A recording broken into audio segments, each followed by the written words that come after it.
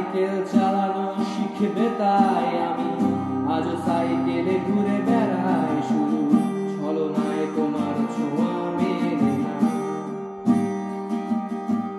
তুমি কবিতাগুলো পড়বে তাই আমি আজও রাত জেগে ছন্দ সাজাই, রাত সেজে শুধু ভোর ফিরে আসে না। আমি তোমাকে বুঝিয়ে দেবই তাই ব্যাগে আজও রাখি ফিজিক্স বই, শুধু তুমি নেই তাই বইটা খুলি না।